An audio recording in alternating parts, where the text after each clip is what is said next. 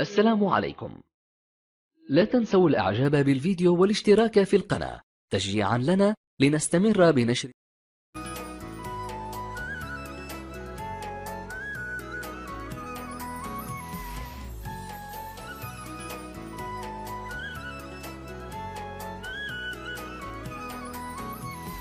مرحب مرحب يا هلال. السلام عليكم حبيباتي أحبائي متابعيني في كل مكان، كنتمنى تكونوا بخير وعلى خير وفي أحسن الأحوال. هاد الأسبوع يا حبيباتي غادي نبدا لكم حلويات العيد اللي غادي تكون حلويات اقتصادية وسهلة، خصوصا تنفعنا في هذا الحجر الصحي اللي الناس ما كتخرج بزاف باش تقضي مصالحها وتجيب لي خصها وتقضي باش ما كان. المهم دير حلويات العيد بالابسط المكونات باش تفرح عائلتها. واليوم جبت لكم حلوى او بسكوي اسهل ما يكون ديال ايام زمان، وكنتمنى يعجبكم وتجربوه نتوما. قبل ما نبداو حبيباتي نصليو على الحبيب المصطفى عليه افضل الصلاة والسلام، ونبداو نقولوا بسم الله. عندنا الربعة ديال الزبدة مارغرين او العادية، وعندنا 3 ديال البيضات، وعندنا كاس ونص ديال سنيدة. انا ما غاديش نديرو كله، انا غادي ندير غير كاس لان حنا ما كنبغيوش الحلاوه كتيره، وانتوما اللي كيبغي الحلاوه يدير كاس ونص. عندنا كاس ديال الزيت ما عامرش، يعني نص كاس تقريبا. وعندنا الدقيق الفرص او هنا في مصر كيقولوا له الفينو، الدقيق الممتاز. وعندنا ملح، قبسة ملح، كيس فانيليا، كيس بيكنج بودر ما يعادل 2 خمارات الحلوى. وعندنا مربى المشمش او الفراولة.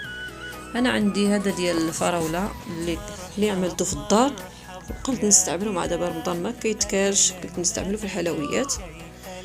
وعندنا الفول السوداني او كاوكاو اللي طحناه مهرمش خضر. من الاحسن نتوما ديروا داك اللي بالقشور ديالو طحنوه خضر يكون مهرمش، لان انا ما لقيتوش هنا. ونبداو نجمعوا المقادير. غادي نديروا الزبده، نحطوا عليها السكر، نمزجوا مع بعضياتهم حتى تذوب الزبده والسكر يختفي تماما.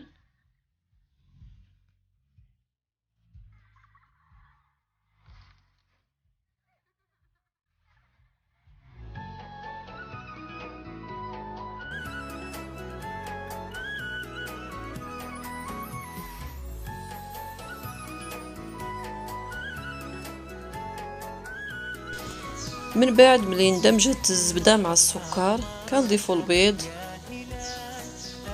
ونضيفوا قبسة ملح، ونخلطوا جميع المكونات مع بعض سيولي الخليط كريمي. ومن بعد غادي نضيفوا الزيت ونخلطوا مزيان. من بعد غادي نضيفوا كيس بيكنج بودر وكيس الفانيليا، ونضيفوا الدقيق حسب الخليط لغاية ما تكون العجينة متماسكة ونقدروا نكوروها.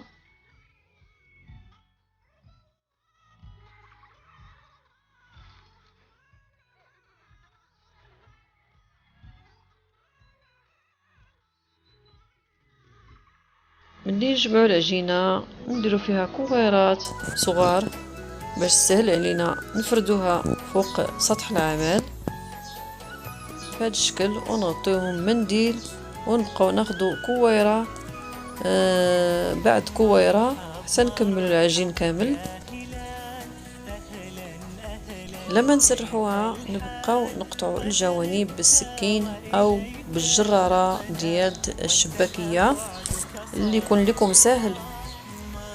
نديروا العينات ونقطعوهم بحال هاد الشكل مربعات، او قطعيهم مستطيلات، او قطعيهم دوائر اللي يعجبك.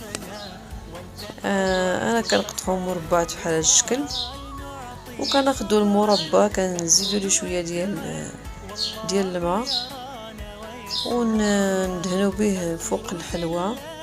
خصنا نكترو مزيان المربى، لان لما كتكتري المربى كتبقى الحلوى معلكه، كتكون غزاله.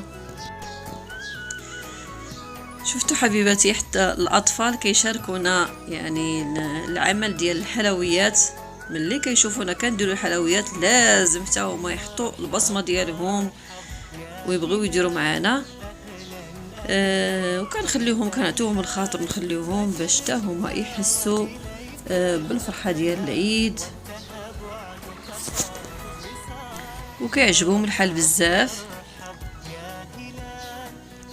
من بعد ملي كنديروا عليهم المربى والفول السوداني المكسر، كنحطوهم في صينيه،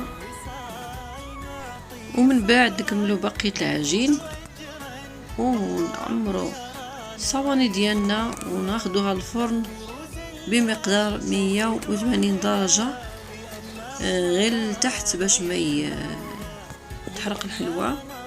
من بعد كنشعلوا الفوق يعني شويه باش الحلوى تحمر ويكون اللون ديالها ذهبي.